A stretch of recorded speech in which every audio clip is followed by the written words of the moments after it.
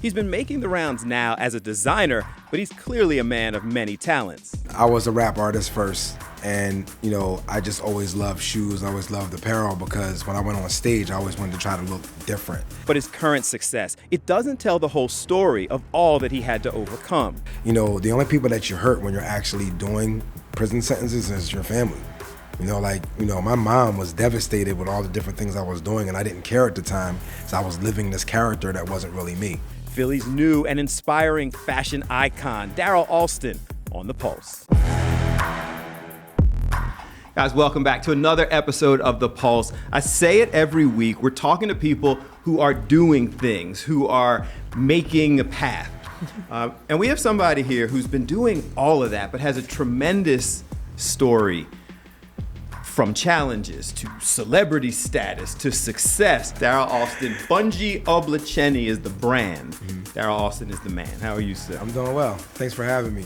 Most of us, we're aware of your story, and a lot of people out there are aware of your story because you've been a lot of different places. Right. But take us back. What is the foundation for where you are today, the things you've had to overcome? I was a rap artist first. And, I just always loved shoes. I always loved apparel because when I went on stage, I always wanted to try to look different. I wanted to try to look like a star rather than me having to tell people that I was a star. So that's where my love for fashion actually came from the music business. Okay. And so you were having a pretty successful career. You were getting out there. Yeah, it was okay, yeah. As a hip hop artist. Yeah. Okay. And a fashion icon. Yeah. Okay. So you were on the upward path. Mm-hmm. And what happened? I ended up getting arrested. When I got my first record deal, I got arrested. And I ended up doing almost 3 years in prison. And after I ended up doing that 3 years in prison, I came home and I got another record deal. And then I started doing shows with Nelly and a couple other people in St. Louis. And I met all the different stars like LL Cool J and Lil' Kim and all these people. And then when the music career started to go a little bit more, when I started to get a lot of airplay on the radio and stuff like that, I got arrested again. And I ended up getting almost a 7-year sentence. And that's when everything kind of changed for me after that. You were growing, you hit a roadblock. Mm-hmm. You already defeated the odds because you got out, didn't miss a beat more or less, continue that upward path, hits you again, and you have to get out and try to rebuild. Yeah. What's that feeling? It was hard because, when you first come home from prison, people, they look at you like you're a criminal. They don't give you an opportunity. So I had to basically create my own business, which was a barbershop. I started working as a barber. I got my barber's license while I was incarcerated, and I just saved my money and just kept saving until I was able to actually do the fashion that I really wanted to do. What was the change that made sure you did not go back? When I was incarcerated, my grandfather passed away, and he was like my father. So when that happened, I wasn't able to mourn properly because I was in prison. And I remember talking to my mom on the phone, and she was just like, what are you going to do with yourself? Like, you damaged your whole life with, these things that you're doing in the streets. And it's like, that music career is not going to work for you. You're getting older. And the thing that is weird about the music business, and especially with rap, when you get to a certain age, you're kind of out the window. Mm-hmm. So I was kind of in a situation where by the time my 7-year sentence was up, I was going to be too old to be a rap artist. I didn't have any kind of idea what I was going to do, and that's when I decided, let me get my barber's license, and while I'm here, I have nothing but time, so I'm going to sketch a pair of sneakers. Like, it just came out of nowhere. I just decided to sketch. And when I started sketching that one pair of sneakers, it came out so good that I was like, I'm just going to keep sketching and just keep sketching, and before I knew it, I had 200 sketches of sneakers, and then glasses and jackets and shirts. It just kept going on and on and on. So when I finally left prison, 5 years after that, I had like a whole book full of, designs. So I felt like I was the most creative there because I had nothing but time. And now that we're in the street, it's like, I'm running here, running there, doing this, doing that. So I don't have time to design. So a lot of my designs are coming from old designs that I did back when I was incarcerated. We've had, a lot. We've had several people who have faced similar challenges. Wallow. Yeah. So I was actually incarcerated with Wallow. Were you really? Wallow was in the same prison as me. I saw him every day for years. So what is it, and talking to him and talking to you and talking to other people that we've interviewed, you immediately sit back and go, how did they end up in this situation? They're creative, they're motivated. You guys look like people who would have been and are being successful in anything, that any path that you would have chosen, and you're proving that. Like, what, it's almost like you're changing kind of the image of some of the people who end up incarcerated. Are you guys unique, or is this a place where there's a whole bunch of dreams that ended up on the wrong path? I think that I met the most creative people that I've ever met in prison. Like, there's just so many creative people there. When it comes time for me and even Wallow, I think that at the time that we were growing up, the street life was the cool thing to do. And I didn't realize that this cool thing that we were doing was going to ruin our futures. So, at the time when we were doing it, it didn't seem like we were, ruining our futures. It was just, oh, so-and-so went to jail, okay, it's normal. It was like a normal thing. Like in my neighborhood, if someone went to jail, it wasn't a big thing. It wasn't like, oh my God, I can't believe, like it was just normal. I'm not even from like the city. I'm actually from the suburbs. But like where I was from, on that particular block that I was from, and those particular blocks that I was living on, certain people went to college and other people were living the street life. And that's just what it was. Yeah. You, him, several others, you get out, you're successful, but you also have dedicated a pretty significant portion of your life teaching young people a better way. Right. Why is that so important? Because I don't want to see kids go through what we went through. And I think that we were misled when we were growing up. I believed hip hop. When I was coming up, I believed everything that these rappers were saying. I didn't realize it was an act. And I also thought that, rappers were rich. I thought that everyone had money, and I'm realizing all these years later that they weren't rich. It was just, a facade that they were putting on. Most of these guys weren't really living the street life, but it was like a movie that we were trying to imitate, and it wasn't real life. So now when I see these younger kids coming up and I see that they're idolizing all these rappers and they're promoting drug use and they're promoting all these different things, it's an act. And I just want these people to understand that these rappers are putting costumes on and they're going in front of the camera and they're acting a certain way, but when they leave the camera, they're not that person anymore. The only people that you hurt when you're actually doing prison sentences is your family. My mom was devastated with all the different things I was doing, and I didn't care at the time, so I was living this character that wasn't really me. So it's like, I didn't think about all the things that I was doing to my family until after I actually got out of prison. Coming up next, how a local legend and athlete showed him the true business ropes. He believed in me so much that he took me to Neiman Marcus like that following week, and they were like showing me different sneakers. They were like, you need to be on this level. I don't know what this is.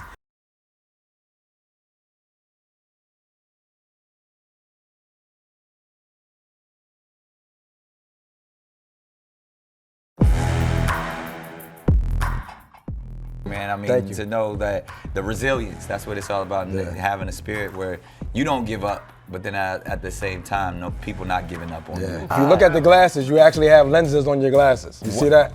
Pay attention to the detail on there, it's crazy. Y'all see that? There's lenses. Oh, that's pretty cool. All right. Second time you get out, you Bungee Oblečení. Is that when that was born? I started to dibble and dabble with it like right before I went to prison. And then after that, it just became the real deal, because while I was incarcerated, that's when I started working on business plans, came up with designs, and I learned all that stuff while I was incarcerated. So for people who don't know, I got on my, ignore the socks. I got on my Bungee brand. For people who don't know, what is Bungee Oblečení? Bungee Oblečení. Bungee is for all the ups and downs that goes on in people's lives. When you think of a bungee jump, you're going up and down. And Oblečení is just a synonym for apparel. I wanted to try to do something different. I didn't want to just say Bungee apparel or Bungee wardrobe. So I looked up synonyms for apparel or wardrobe, and I came up with Oblečení. Sneakers, the clothes were on Bernard Hopkins. The clothes were on several different people. How'd you get people to listen, to give you that chance? When you first start, you don't really know what you're doing, and the quality wasn't there. And I didn't know how to get quality merchandise. So I used to get laughed at. I used to try to sell my sneakers and clothes in the barbershop. People were like, man, that stuff is cheap. So I used to try to go above and beyond to try to get to that level. And I remember when I first met B-Hop, he doesn't pull any punch. Like, no, he doesn't. Intended. He doesn't. When the first day I met him, I ended up showing him my shoes, and he just was like, I would never wear these. And the thing that changed his mind was, right before I was about to leave that meeting, because he already told me that he wasn't gonna wear my stuff, I asked him, I was like, listen, I was formerly incarcerated. I saw your mural at the same prison that I was at. And I just wanna know, how did you get from, being in prison and, surviving parole to being the millionaire that you are now? And when he saw me, he looked me in the eye and he said, you made all this stuff while you were incarcerated? I was like, yeah. He was like, yo, come on, we're going to the gym. And he took me to the gym. And then he put all my stuff on and was like, take whatever videos, whatever photos you want. just because of how I told him I created the brand. He believed in me so much that he took me to Neiman Marcus like that following week, and they were like showing me different sneakers. And they were like, you need to be on this level. I don't know what this is. You're giving me this, but you need to be here. So then I ended up buying, a couple of pair of sneakers from Neiman Marcus, and I actually sent them to the factory like, this is what it is that I'm looking for. This is the quality. I've known Bernard for years. He's been that guy, who helps people out. But that's an interesting story to hear, that he just took an interest in you the way you're now taking interest in other people. Yeah, and without him giving me that start, I would have been in a lot of trouble, because once people started to see that he was backing me, that's when more and more people started to pay attention to the brand and was like, oh, okay, he's serious. Coming up, his new Eagles-inspired gear is hitting the shelves. Now, sadly, the sample didn't fit me. We show him a little something, because we're legit Eagles people here. Yo, so these, what size is it? That's a size 10. I can't wear a size 10.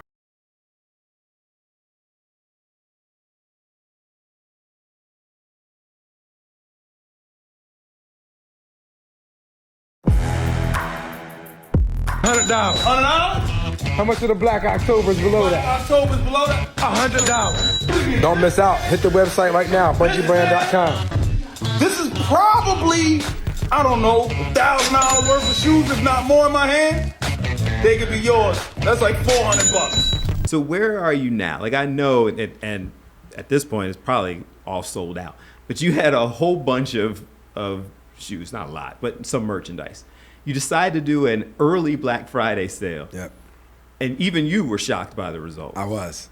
Okay, so what happened? It was funny because it was actually like unscripted. Mike Greenidge was there at my office, and we were just, talking. And then I ended up looking at him, and he was on the phone, and one of my other friends was there shopping. And I said, you know what? Every shoe in here is going to be $100. And I did it live, like on my phone. And then Mike just chimed in, and it was just all unscripted. And before I knew it, that night, the website was blowing up. Be careful putting your business in Mike G's hands. Mike said, this one's 100. Yeah. This one's 100. Your whole business team behind the camera going, So it worked out in our favor. I think that, for the most part, I think that a lot of people were like, is he crazy? Like, why would he do something like that? We weren't even really making money on certain merchandise. But I felt like us doing that, it broadened our horizons when it came time for, our supporters and the people that want to actually buy our merchandise. It opened a huge window for us to be able to go national with everything that we did. So it worked out great. You've had the apparel, you've had the sneakers, you've got some other things that are brewing. Yeah. Right? Yeah. You're smiling. So these other things that are brewing, this is growth. This is new progress. Tell me about these other things that we will share and how that happens. Yeah, what I wanted to do is I wanted to try to pay homage to the city. One day when we were at the barbershop, a friend of mine was like, dang, man, if you had some Eagles merchandise, you'd be rich right now, because we were watching the pep rally, or no, the parade after they won the Super Bowl. Yeah. So I ended up creating an Eagle sneaker, and I literally got the Eagle sneakers back the day before the first game after they won the Super Bowl. Okay. And I woke up the next morning, I'm looking at Fox 29, watching the news, and Mike Jarrett says, hey, come on down, we're having a pep rally. And I packed up a truck. I put every pair of sneakers in it that I had Eagles, Eagles made, and I just came down and I started promoting right in front of Fox 29, and I sold all 250 pair right here on Market Street. People are gonna have to order this kind of stuff. Can we show them a little something? Absolutely. Show them a little something, because we're legit Eagles people here. Yo, so these, what size is it? That's a size 10. I can't wear a size 10. So tell me about these. I just tried to keep the Kelly Green. I actually did the Kelly Green before I actually knew that the Eagles were bringing the Kelly. Yeah, Kelly Green was my favorite, so I wanted to try to do this one. And then I ended up doing... These are nice. Yeah, I ended up doing this Kelly Green sneaker right here. This is actually the one that we did back in 2019. I'm bringing that back because so many people wanted to get that, so I'm bringing it back. These are going to sell out quick. And then what we decided to do is I wanted to do designer sweatshirts, designer jerseys. So I ended up taking it back to the old school and decided to do... Hey, let's flip it around so we can show... So that's an Eagle sweatshirt. I wanted to put some stripes on the sleeves, and I designed the Eagle myself. And I just tried to create a whole new look for an Eagle sweatshirt rather than it being just the generic stamp of, you know. So inspired by. Inspired and there's by. going to be a whole brand of inspired by coming out shortly. Maybe out now, but they need to go check out your website. Yeah, and then we have this. This is actually a jersey / hoodie mix that I didn't really see before, so I tried to do something a little different with this one. Okay. So, you know, you have the stitched in numbers like a regular jersey, and then on the back, you have the hood, and if you unzip the hood, it looks like this, where it float across the back of your shoulder blades. And then if you want to zip it up, then it's a regular full hood. So we're paying homage to our area, our city, our team. Is this something that can expand, that you could potentially do with others? This is definitely what I wanted to do, like after like the first year of us, you know, embracing the whole Philadelphia community. We're going to actually spread it out and do other stuff, and we're going to do colleges as well. Next on The Pulse, the perception that so many entrepreneurs have to overcome on the road to success. And I had to keep reiterating the fact that I am a businessman first, and I design second.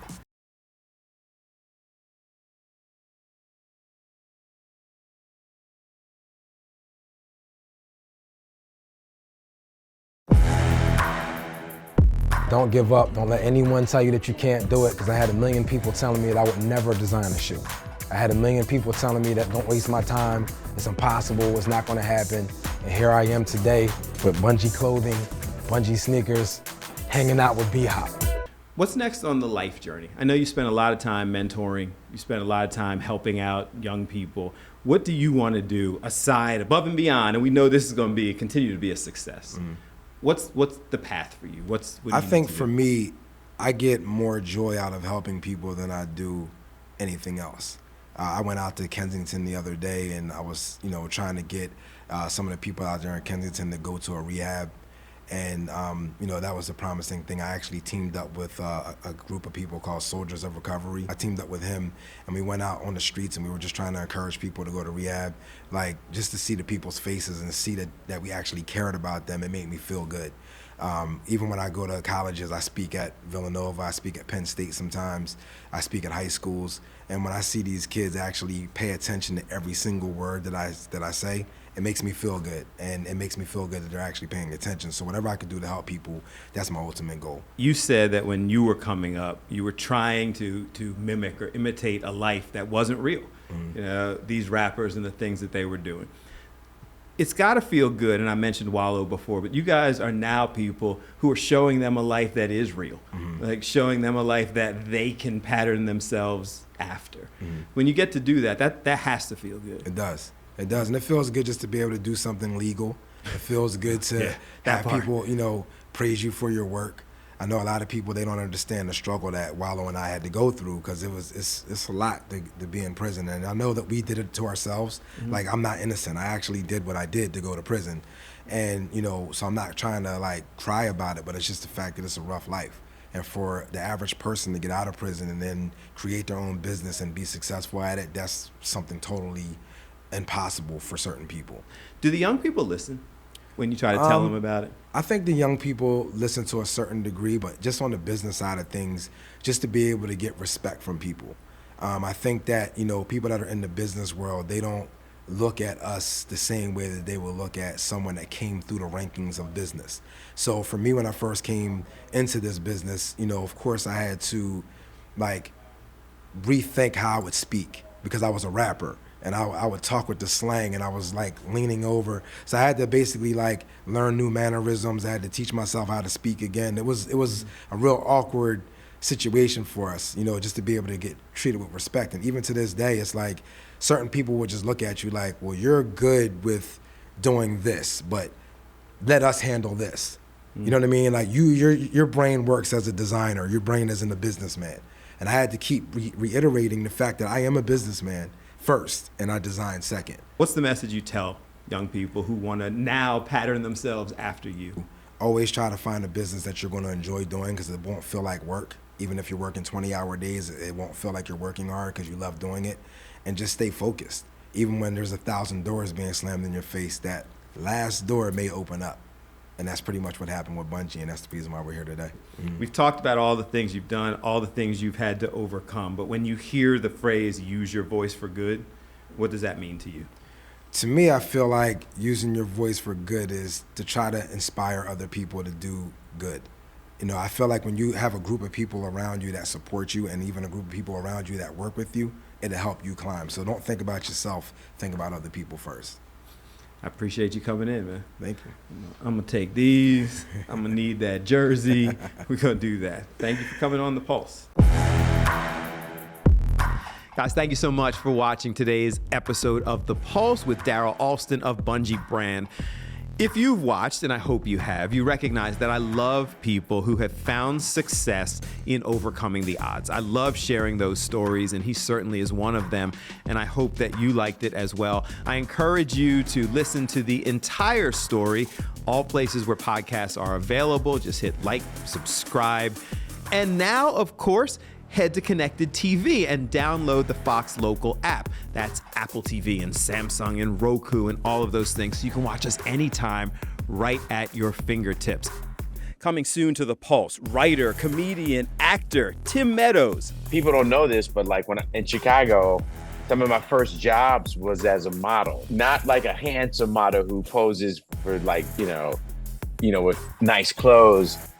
I was like the kind of model that you would hire to do a U-Haul ad, you know? And I was like, they're gonna pay me for this. This is like, I'm living the dream. I will see you next week, and I leave you today as I always do, reminding you that whenever you can, use your voice for good, and have a good one.